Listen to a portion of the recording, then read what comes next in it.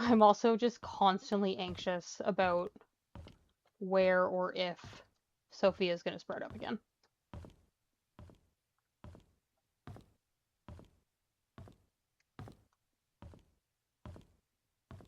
Oh, we are at the hospital and she was on the roof. She is going to be like in Dr. Johnson's office, or she's going to be there when I come out of his office, because wasn't that when the power went out? Was when I was trying to get into his office? Oh, I don't like any of this.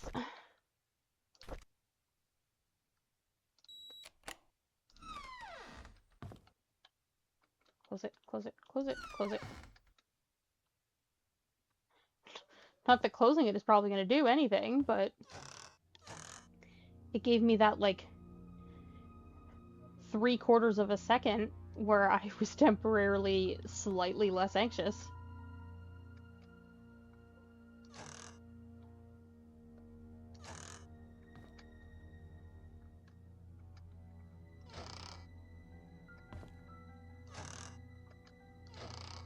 Okay, can't do anything with the books. I don't think I'm gonna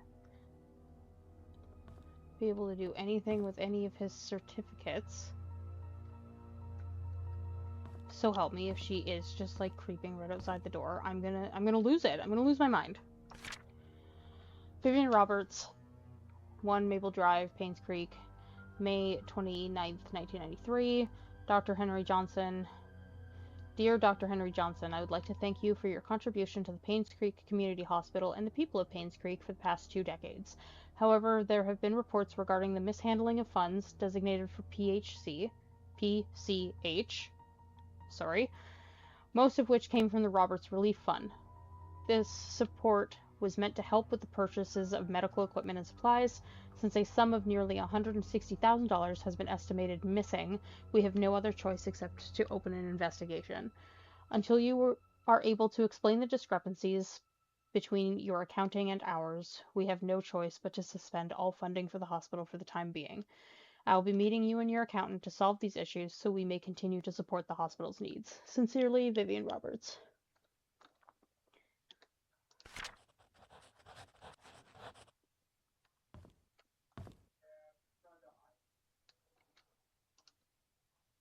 Oh, hi, hello. There we go. Oh. Oh, room 203. Wait. Wait. That would be under other nurse logbook. Nope.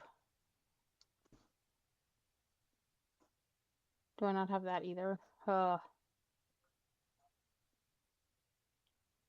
was thinking in reference to the, seeing that the nurse logbook, I guess this is a log from the nurses, and I was thinking like the hospital sign-in book. I don't remember whose room was 203. And it doesn't look like I have that. I might have that note in my notebook, but while we're here, I just kind of want to find whatever is in here.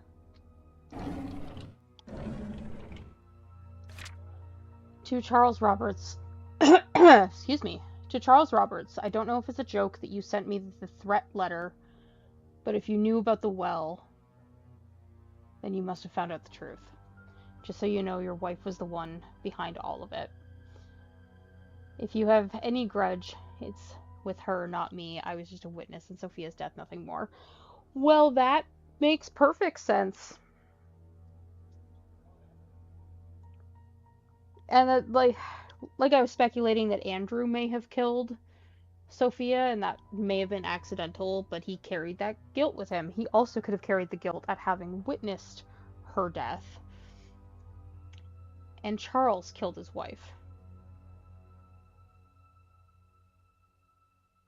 Like, it's obvious because it's always the boyfriend or the husband, so maybe that's why I kind of wrote, I know what you did, meet me by the well at midnight, you know which one, come alone.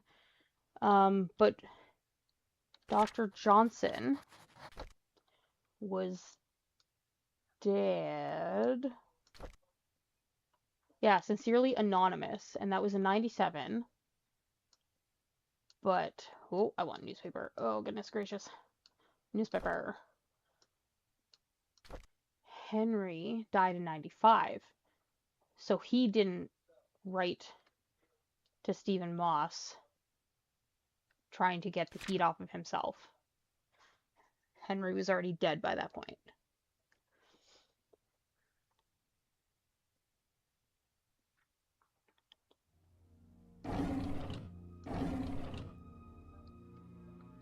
But the fact that that letter was sent to Dr. Johnson, apparently. Okay, that's fine. God, she best not be out there. Henry, I just received a letter from the NMB investigation firm regarding the use of the RRF funds. I need you to call me. Henry, we really need to talk. Please call back. What's going on, Henry? Why aren't you returning my calls? This is really important.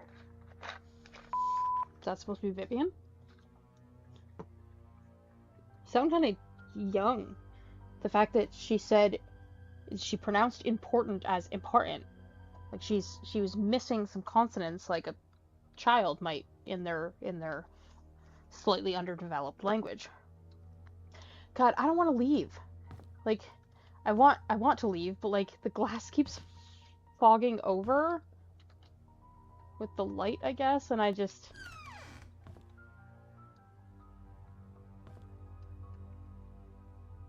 No? Okay. Oh, 203. 203. Is she gonna be at 203? This is why I can't do horror games. I freak myself out. From 210, so I guess 203 is gonna be down this way. 209, yep. My heavy stomps too. Oh. No, not so much. Oh, there's just a whole other hallway that I apparently chose to ignore. 7, 206.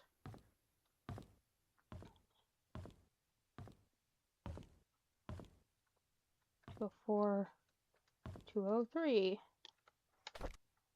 Music, come back, please.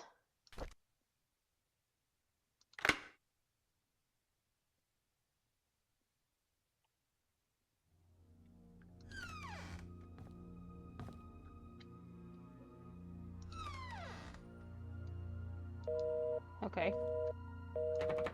Oh! Bathroom is locked. I don't like that. Those lock from the inside. Oh. Lots of storybooks. There was a note in her closet saying that she had taken all of her books with her.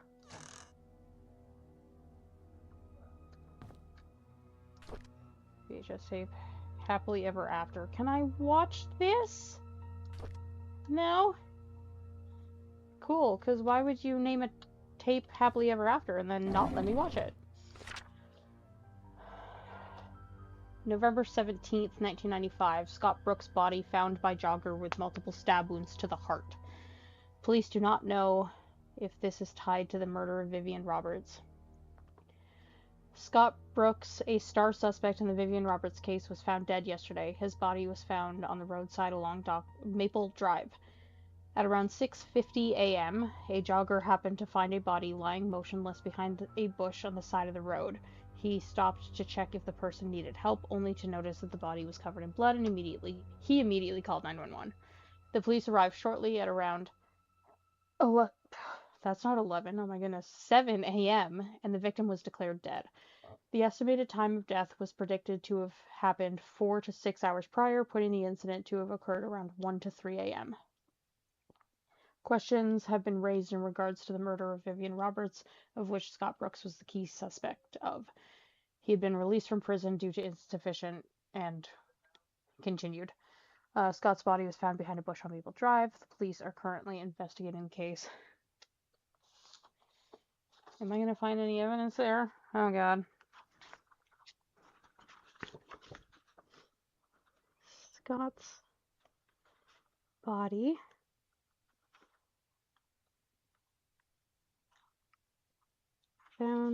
Behind bush on Maple Drive.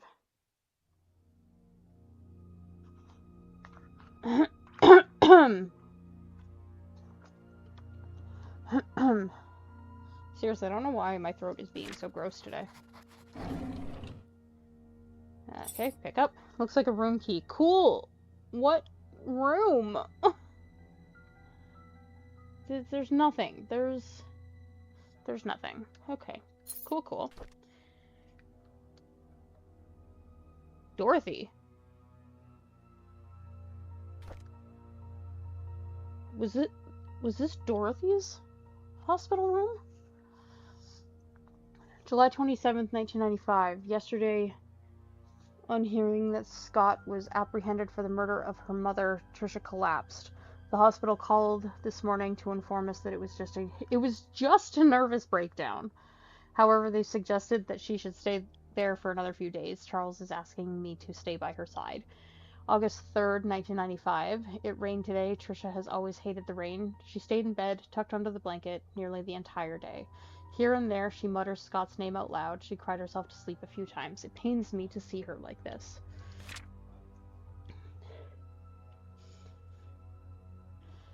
August 22nd, 1995. Charles visits Tricia almost every day. Today, he was quieter than usual. All of a sudden, he told me that Vivian had been seeing another man, apparently a banker, for more than a year. He asked me if Vivian ever talked to me about it. I said I didn't know anything, but was sure that Vivian would never have done such a thing. Then I realized that Tricia was awake. Not sure if she heard our conversation. September 8th, 95. Sheriff Howard came today. He asked me if I remember seeing anything suspicious the night Vivian died. I've already told him everything I know. It's frustrating to be asked over and over about things that I just want to forget. Before he left, I asked if Scott could really be the killer. He said he's wondering the same thing. If Scott was not the killer, then who killed Vivian? September 16th, 95. Derek came by to see Tricia. I asked him how he was doing. He said that the medical expenses for Wanda were more than he expected. Even with Charles's help, he's been forced to use up most of his savings. He's currently searching for a second job. He asked me if there was a future for him. Traveling with Charles made him see some of the rather ugly sides of the world. His mother is hospitalized with terminal cancer, and seeing his best friend, Tricia, like this pains him. I don't know what to tell him. Before he left, he leaned close to her and whispered, "Would it have been better if Scott just never showed up? Would you have chosen me?" I wish that I had never heard that. Okay, so now we also have Scott's murder. Was he murdered by the same person? Because it definitely seems like Derek's in the running now.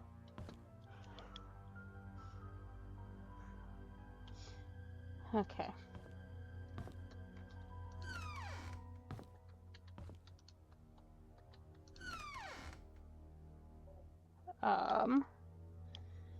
Do I have anything else to do here? I don't think so. Oh, sorry if you heard me punch my headset.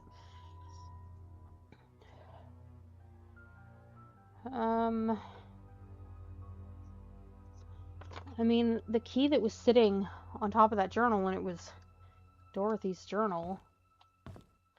So maybe is that the key to Dorothy's bedroom? Was it her bedroom that was still locked?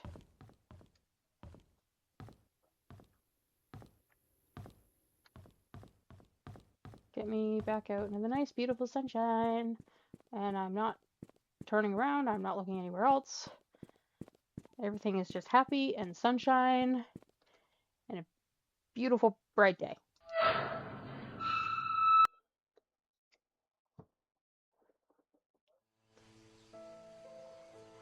I also want to see if there's a clue. Oh, but Dorothy's house is like right here. Right here? Right here. Okay. I wanted to see if there was any sort of evidence of that bush on Maple Drive. But Dorothy's house is right here, so.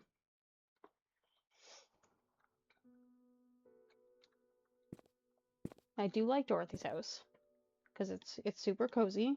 And the music is very nice. Please don't ruin any of that. Found next to Dorothy's diary in the hospital. Yep. Okay, cool. Cool. Oh. What is pendant of Mother Mary? Okay. Is she going to protect me? Because that would be just swell.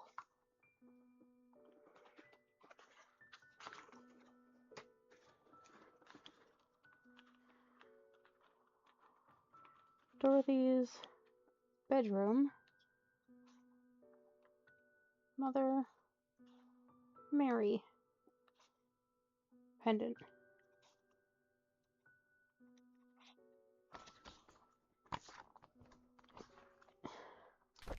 Oh, I don't get to keep it. Okay, cool. Daughter of ex-mayor found dead at... Oh, she died at the... Oh!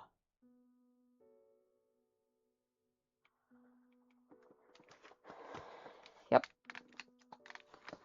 She is who broke that railing, and whose chalk outline was on the ground beneath it. The hospital is now checking to see why the roof door was not locked. Investigation is still pending regarding Trisha's death. So it seems like she committed suicide, so I don't think that I have to find her killer, because I think it was herself.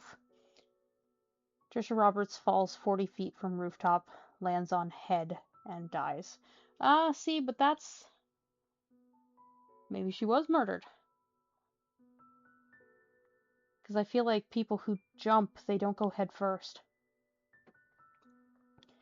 Yesterday morning, the body of Trisha Roberts was found on the grounds of Painscreek Community Hospital. She was pronounced dead at 7:20 a.m. According to Miss Thompson... Sorry, who's Miss Thompson? Who is Miss Thompson? This name does not sound familiar. According to Miss Thompson, she was starting her morning shift when she heard some sound near the reception area. She went out to find Trisha laying motionless.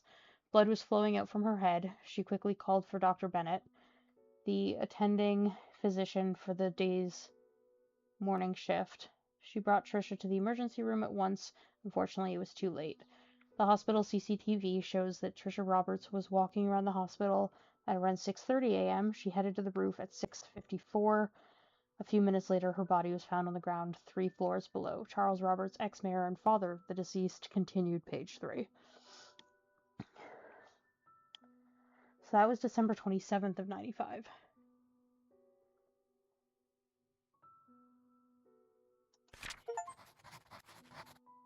Oh, I just got an achievement for all newspaper articles found. Good for me.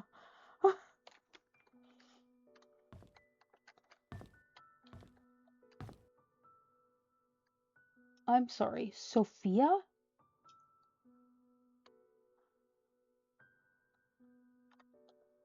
Why does she have a box in her room with Sophia's name on it?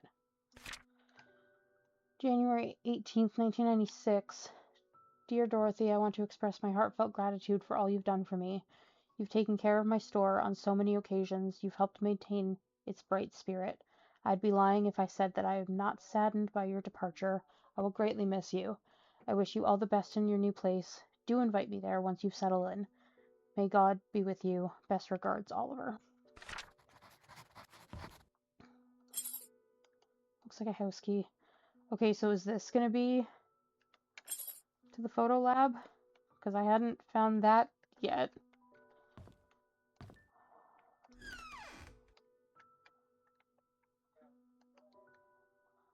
Okay. Okay.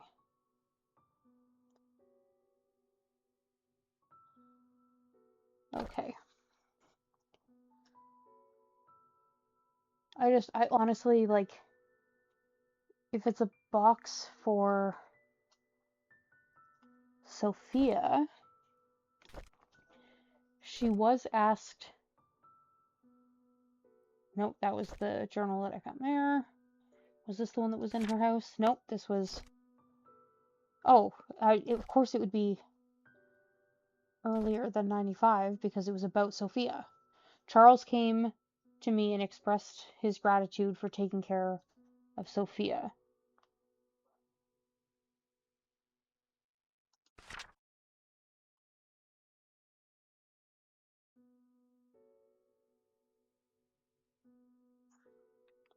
I'm trying to think of what this code could be. 4 digits. Okay. What other information do I have about Sophia?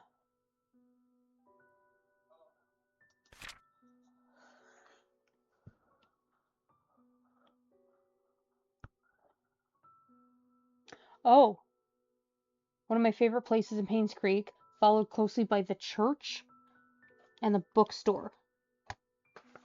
Okay. Moon Cafe, church, which I guess that makes sense, and books. Okay, well, while I'm looking for information about Sophia to try to unlock this thing, stumbled across some very important information.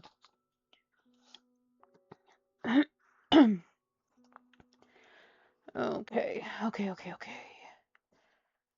But nothing about, like, they just completely hid.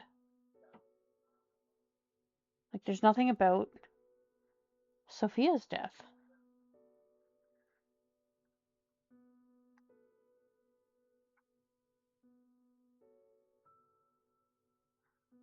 Okay.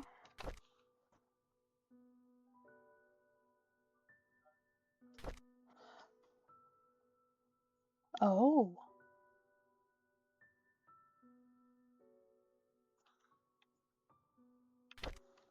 Could that be it? That was 4 digits. Is the necklace in the well, which belonged to Sophia. That was 0526. Oh, good. Oh, good, great. Pick up Sophia's. Oh gosh, we have a journal from Sophia. August 30th, 1974. I know some people don't like me. Wanda always picks on me, and Bernard ignores me most of the time. Andrew, well, he's okay as long as I'm not in his garden. Dorothy cares a lot for me, though. I like her. Tom, our security guard, treats me with respect even though I'm just a housemaid. Vivian and Charles are kind to me. Oh, and Matthew, too. I almost forgot about him. He's been taking care of me forever, certainly as long as I can remember. I'm a lucky girl. October 20th, 1974. Matthew talks to me whenever he has time. Sometimes I feel he's trying to escape his chores at the church. We'll talk about everything under the sun, our hopes, dreams, futures. It reminds me of our days at the orphanage. December 29th, 1974. Landing a job here as a maid was the best thing that could have ever happened to me. However, I never imagined I would be having an affair with a married man, let alone my employer. Now I'm carrying his child. How do I face Matthew? March 15th, 1975. I received a letter from Matthew today saying he'll be extending his stay in Indonesia for 6 more months. That's always been him. He's always had a noble heart, wanting to help people everywhere. I miss him, but I'm glad he decided to extend his stay there. It gives me time to prepare how I'll explain my situation to him. I don't know how he'll take it if he just hears the truth blurted out once he gets back. March 18th, 1995. I received a telegram this morning from Matthew wishing me a happy birthday. Oh, I'm writing that down.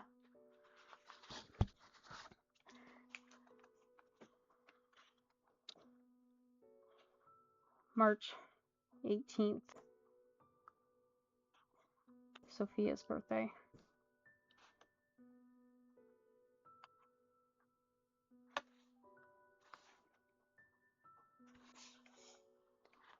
He told me he had a special birthday present prepared for me.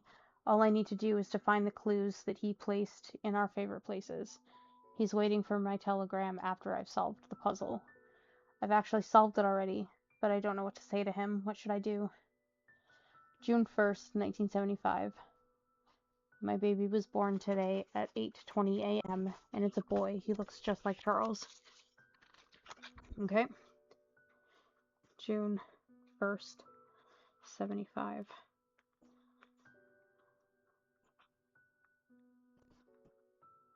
Scott's birthday.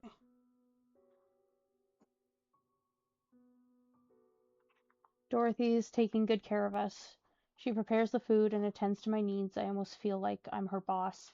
Charles visits me all the time, asking if we need anything else. I told him he didn't have to come so often and to instead focus on work. As the mayor, he must have a lot on his mind.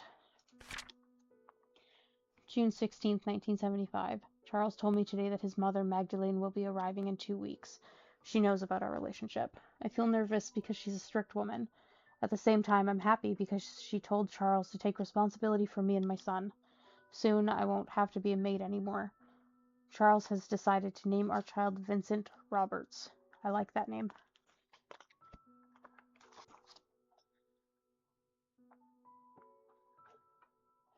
Okay. Okay. Oh, and that's Sophia Miller's story? That's her whole story? March 8th, 1975. Hi, dear Sophia. How have you been? I hope everyone is treating you well at the mansion. It's been 6 months since my missionary work started here in Indonesia.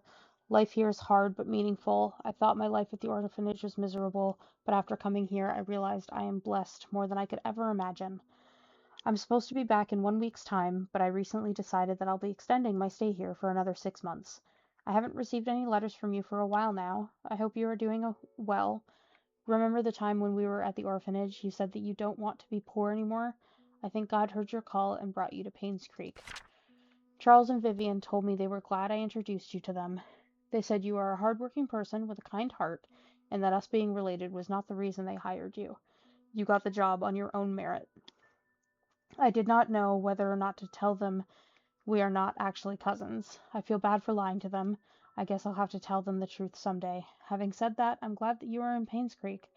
We can talk and meet any time, just like the good old days at the orphanage. I will do my best here. I hope you can wait for me. Regards, Matthew Brooks. P.S. I prepared a special present for your birthday. Wait for my telegram that day.